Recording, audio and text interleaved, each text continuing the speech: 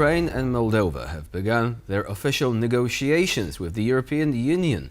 Joining us now to discuss Kyiv's prospects of joining the bloc is Ukrainian MP Oleksiy Goncharenko. Hello and welcome to TVP World. Hello. So this moment is perhaps even more historic because this story actually began more than a decade ago in Kyiv, when the Ukrainians took to the streets demanding a path to the European Union from their government, which led to violent events, but later on, Ukraine actually reinforcing its own identity, ousting the Yanukovych government and continuing this difficult path. Exactly. That is a very long and difficult way, and Ukrainians paid the biggest price in the world, in the history, for the European way and path and wish to be part of European political family. And that is painful, but unfortunately that is like it is. But now we really deserve this right. And we are very happy that yesterday there was a moment when official negotiations about Ukrainian accession to European Union has started. And now, moving on from the opportunities itself to the challenges that might arise, to your mind, what challenges might Ukraine face now during the EU accession negotiations?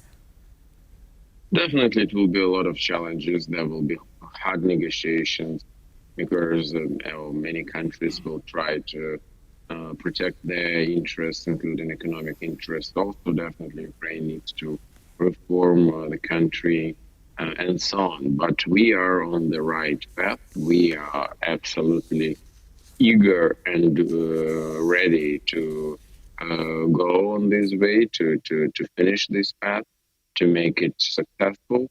So I really believe that this is the great moment which will lead in several years by entering Ukraine to European Union. And we often mention challenges, but we seem to forget one thing. Ukraine actually has also a lot to offer the European Union. So what would you say would be the greatest benefits of having Ukraine on board and as part of the European family of nations? Definitely, Ukraine, first of all, it's about security. Ukraine today is the strongest army in Europe. That is reality, and all European Union will benefit from having such strong ally and member of Union. In general, the attempt to build the security in Europe, having Ukraine as a buffer between Russia and Europe, just failed. So today, Ukraine is a very strong ally, which will be very much needed. Also, Ukraine has a lot to offer as in food security, technologies, in transport, in common economical projects. So yes, Ukraine will be a very valuable part of European Union. And what are the potential economic and political benefits of EU membership for Ukraine? You know, we can speak a lot about economic benefits, and they are important, definitely. Also, the push to reform the country is also very important. But the most important for Ukraine today is security. And for us, European integration and Euro-Atlantic integration is the way to security.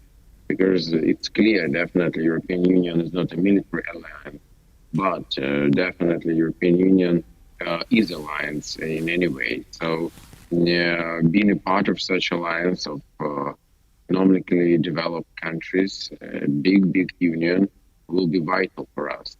So that's why we want to make this path as quick as possible. First of all, because of security reasons.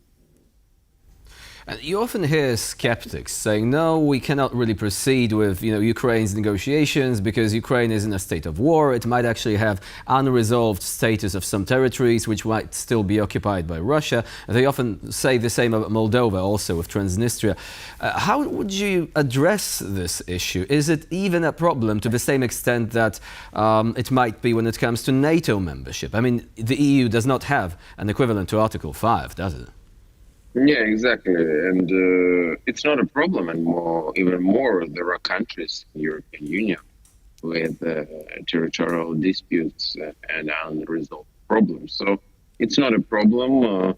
definitely it makes for Ukraine the situation more difficult to reform and to change the legislation, to change the system, and at the same time to fight.